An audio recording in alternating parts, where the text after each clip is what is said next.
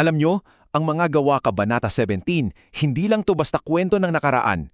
Para sa akin, isa tong blueprint, isang stratehikong plano na sumasagot sa isa sa pinakamalaking tanong na kinakaharap natin sa ministry ngayon.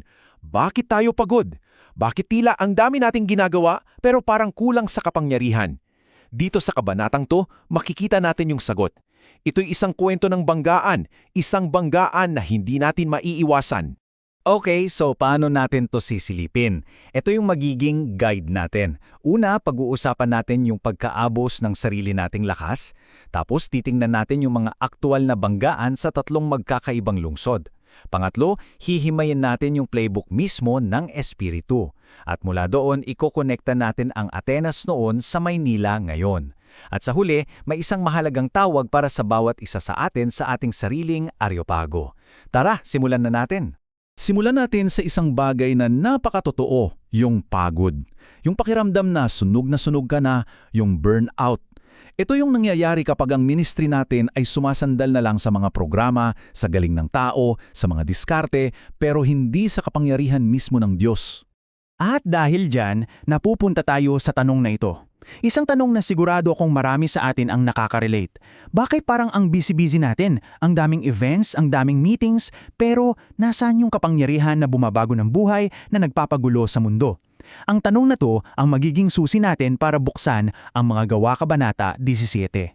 Ngayon, pasok tayo sa kwento. Tingnan natin kung paano direktang binangga ng kaharian ng Diyos ang mga kapangyarihan ng mundo noon. Ito na yung itsura ng isang ministeryo na hindi pinapatakbo ng tao kundi ng banal na espiritu.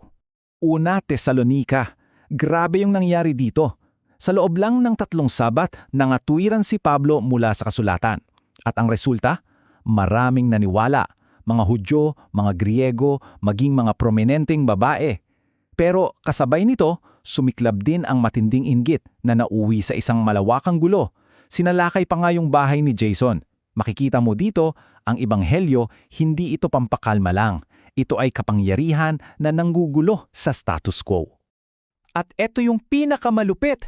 Yung mismong akusasyon ng mga kaaway, yun pa ang naging pinakamagandang testimonya. Hindi nila sinabing, may bago silang turo. Ang sinabi nila, binabaliktad ng mga taong ito ang buong mundo. Ganyan.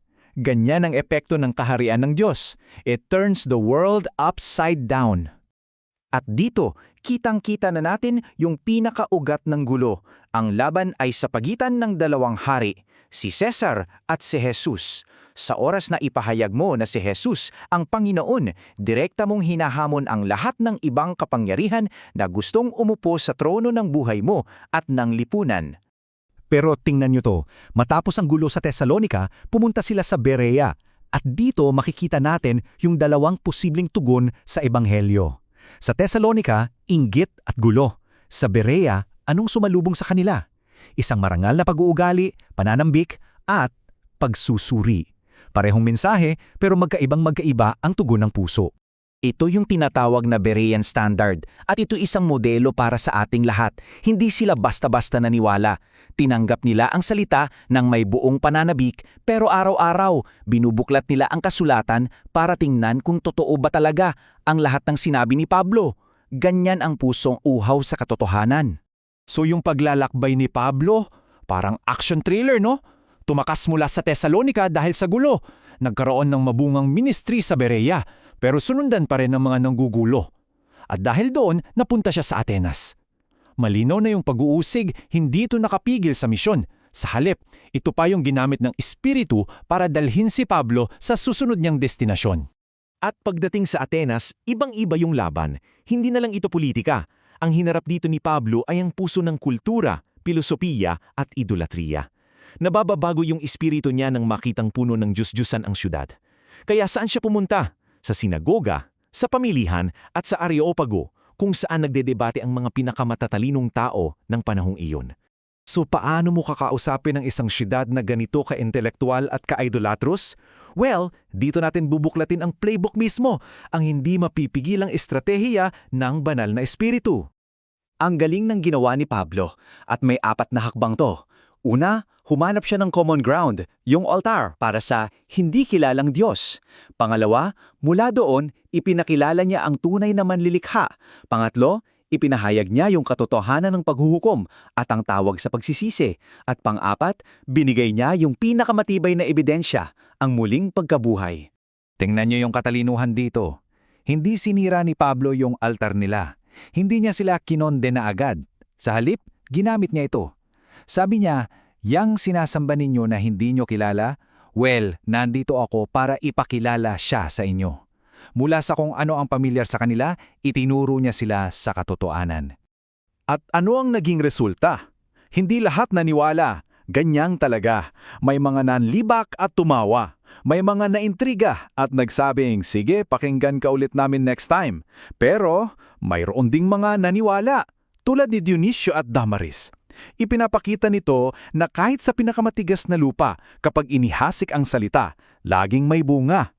Okay, so libu-libong taon na ang nakalipas mula sa Atenas. Pero yung kwentong yun, salamin yun ng panahon natin ngayon. Paano natin isasalin yun dito sa Pilipinas? Ano ba ang mga modernong Diyos-Diyosan sa anting sariling Maynila? Unahin na natin yung pinakahalata at masakit sa lahat, ang Diyos-Diyosan ng korupsyon. Hindi lang ito isang problema sa sistema, isa itong idolong humihingi ng ating pagsamba sa pamamagitan ng pananahimik at takot. Ninanakaw nito ang kinabukasan ng ating bayan at nagkakalat ng kawalan ng pag-asa. At may isa pang Diyos-Diyosan na mas tahimik, pero kasing mapanira. Ito yung idolong bumubulong sa atin na huwag ka nang makialam, wala ka namang magagawa. Yung espiritual na pagkamanhid, yung apathy, na pumipigil sa atin na kumilos ng may kapangyarihan ng espiritu para sa ating mga komunidad. At dito na tayo papunta sa pinaka-importante. Dahil ang kwento ni Pablo ay hindi lang para hangaan. Ito ay isang paanyaya. Ito ang iyong tawag. Ang tawag para tumayo ka sa sarili mong areopago. At ang unang hakbang, kailangan nating matutong bumitaw. Talikuran ng mga estratehiya na gawa lang ng tao. Yung mga programang nagbibigay sa atin ng abala, pero hindi ng tunay na pagbabago. Ito yung pag-amin na, Panginoon, hindi namin to kaya sa sarili naming lakas. So anong ipapalit natin? Ito, tinatawag ang bawat intercessor, bawat leader. Itayo mo muli ang iyong dampanan ng panalangin. Dahil dito nagsisimula ang lahat. Sa pagluhod, sa desperadong pagtawag sa Diyos, doon bumabagsak ang mga Diyos-Diyosan. At tandaan natin, yung kapangyarihan na gumalaw kay Pablo sa Tesalonica, sa Berea at sa Atenas, yan pa rin ang parehang kapangyarihan na available para sa atin ngayon. Hindi ito nabawasan, hindi ito nagbago. Naghihintay lang ito na tayo ay humingi, maniwala at tumanggap. Kaya iiwan ko sa inyo ang tanong na to. Pag-isipan mo to ng mabuti. Sa iyong mundo, sa pamilya mo, sa trabaho mo, sa circle of friends mo, anong hindi kilalang Diyos ang kanilang sinasamba?